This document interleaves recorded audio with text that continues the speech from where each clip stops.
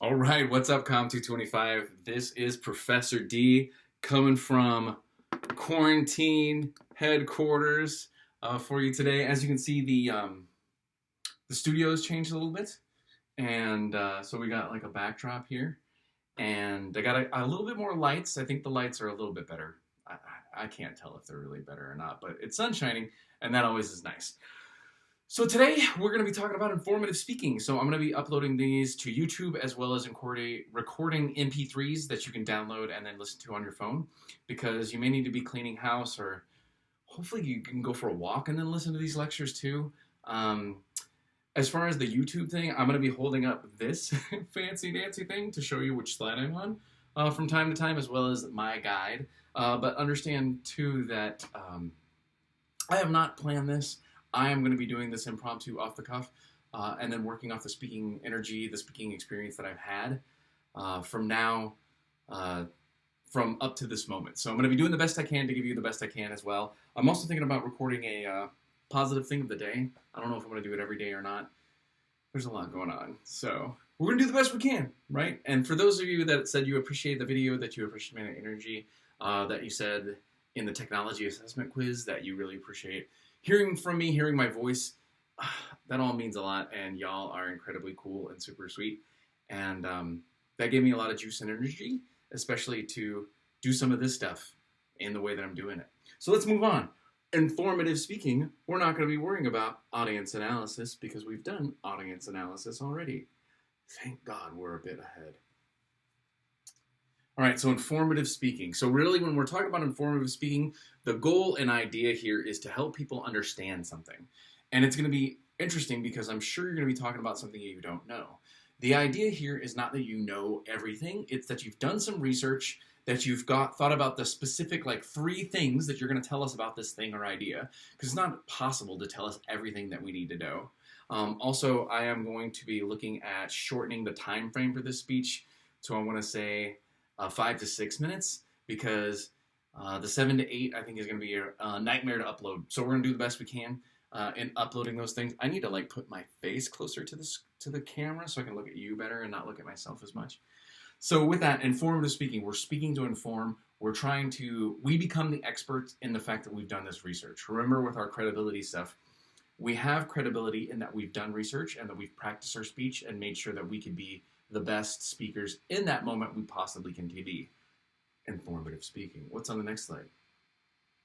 Oh wait, here we go. It's let's go back. Let's go back. So doing it right. What you want to do is make sure that you choose a relevant topic. So is it something hopefully that you picked before we left on spring break that's going to somehow work towards your future or help you in the future some way? And then how can we help everybody else with this information a little bit better? Be honest with your intentions. So make sure your thesis is really clear. I am here to inform you about scuba diving. I don't know, like whatever your topic is, right? I just want you to know more about scuba diving so you can make better informed decisions about scuba diving.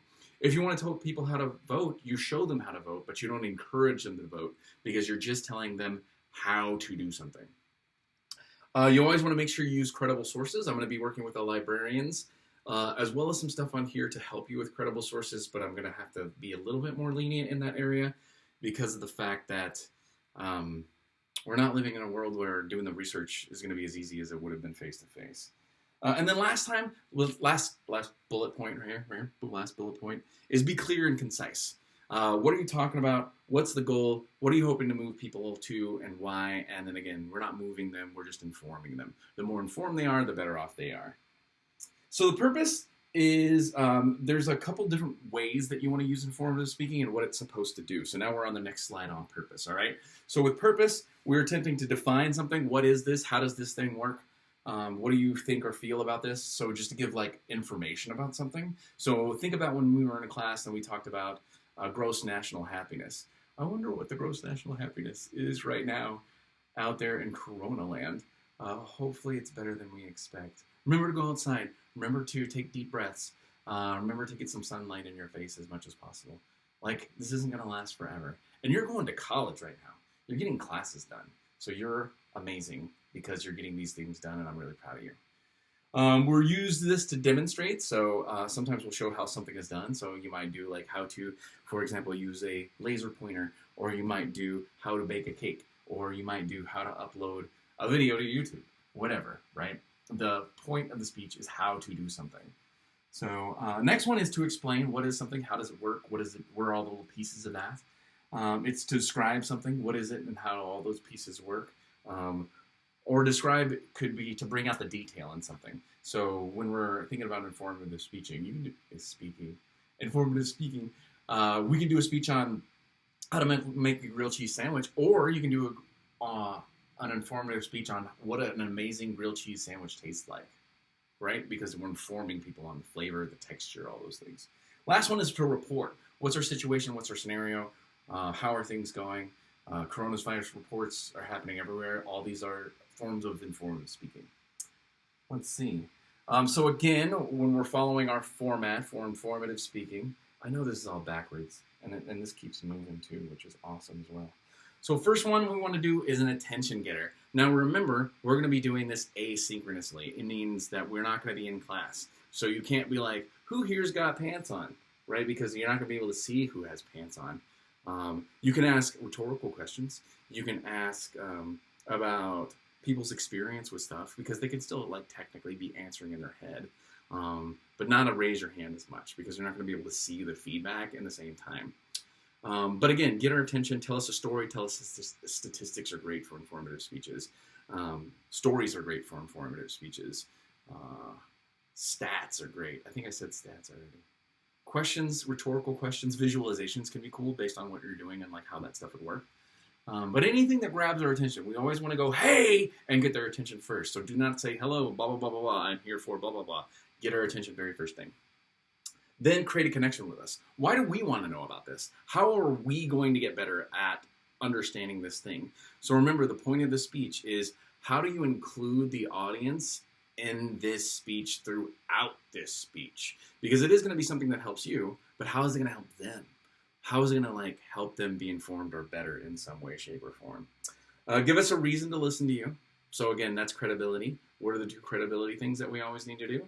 We always need to talk about our time in research, and then also our time in speechcraft, making sure that we gave them something interesting and fascinating to listen to.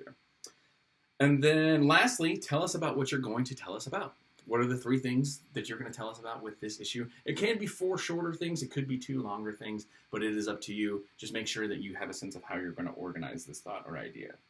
So here's the 3 keys to great informative speaking. Again, these slides are in Canvas, so don't worry about me holding that up for you the whole time, because you can just listen to this and click through these things, and then you have a sense of what I'm talking about as well. First one, organization. Make sure you're following your COM guide. Make sure you're following your COM plan. Like every good speech starts with a plan. Where do you start? Where do you end? And how do you want people to feel and think after they're finished? So with that, make sure you're organizing. Also, I want to make sure that you do and use excellent transitions. So make sure you're connecting thoughts and ideas. Don't do that first, second, third stuff.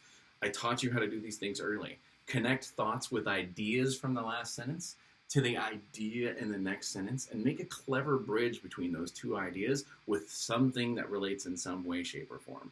I'm here to help you with those transition things. All you need to do is email me, and we can set up a time to Zoom or Skype or FaceTime or whatever. We can figure it out. I just need to know when you want to meet with me. And then lastly, we want to cite our... Oh, wow. We keep going backwards. Here we go. We want to make sure we cite our sources. Now, when we cite our sources, we don't just want to do it at the end. We want to verbally say our citation. So according to the New York Times, you say that, and then you also have a citation. Never mind, you don't have a citation. You just have to verbally cite your slides, because you're not going to make slides. So you have to verbally cite where you got information from. So don't just tell me a statistic. I need to know who made that statistic up. Like, where did that come from and why, and what is the interesting parts of that statistic? Next thing, you're outline all those little things that you want to make sure you're doing, like main idea, supporting idea, transition, right? All those little things. Remember, we need transitions, those words, those phrases, those sentences that show the logical connection between ideas and thoughts. So remember, practice the creativity here. I think it might help you, especially given all the stuff that's happening today. Also, I'm expecting to get some toilet paper right now. So if the doorbell goes and you hear a dog barking, that's Tank letting me know that I actually got some toilet paper from Amazon. There's no good transition in that, but I just want to make sure you're aware of that. Words, phrases, or sentences that show a logical connection between ideas and thoughts. Again, a little bit of the idea before, a little bit of the idea afterwards, and then find a way to creatively connect those things in some form or fashion. The quicker you get your comp plans to me, the more I can look that stuff over, the more I can tell you what to change, and the better you're going to do in your speeches. So I'm going to ask for comp plans maybe even a week before we do our speeches, and then our speeches. Transitions, again, the bridges, an internal summary, right? First, second, third, as far as steps, if you're doing steps to something. First, second, third works really good for steps, especially if you're demonstrating something.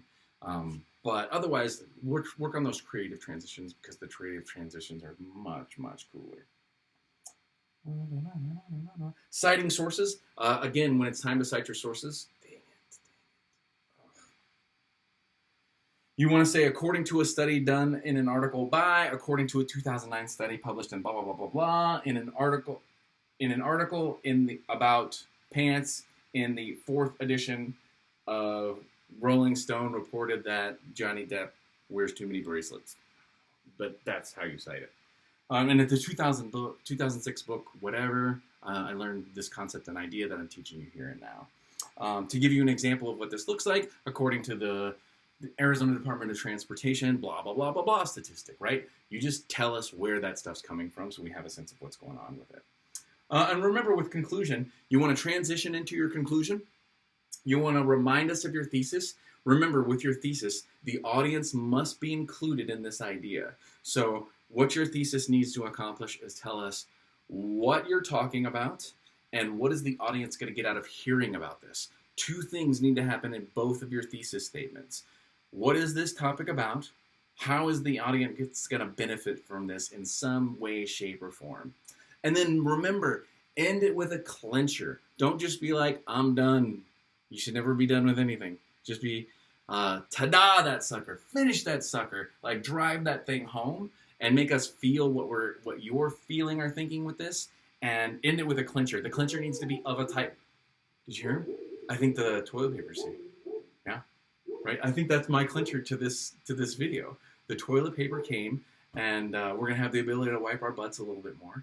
And it's not really related to informative speaking, but it is something unique and different, and it's something that you'll remember at the end of the speech because I told you there was going to be barking, and there it was, right? So remember, with a clincher, with a type, it could be a quote, it could be a stat, it could be a story, it could be another question that's rhetorical in some nature, but again, tell us that clincher. What's that idea that's going to have us remember your speech in some way, form, or fashion? So with that, this is my podcast on that. I will be uploading this right after the slides in the modules area. Oh, it was Amazon.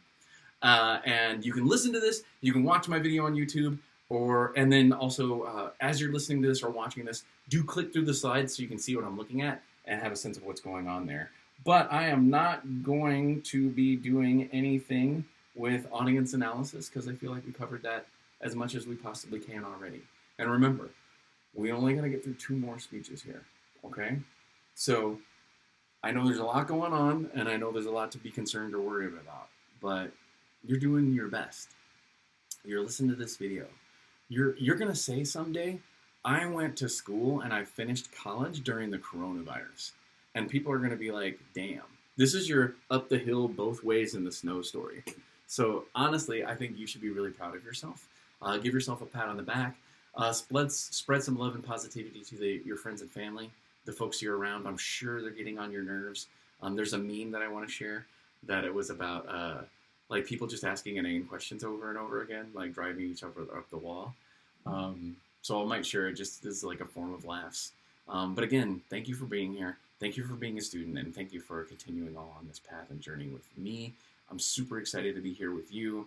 We're going to do whatever we can to figure this out, and we're going to make the best of it. Because, like, you know what? There's a lot to be afraid of in the world, and there's a lot to be worried about in the world. But we're going to face our fear, and we're going to do our absolute best in the face of that fear, and we're going to give them hell. All right? So with that, I love you and appreciate you. You're doing amazing. And we'll hear from you in the next podcast video thing. Bye. I said bye. Should be a clincher.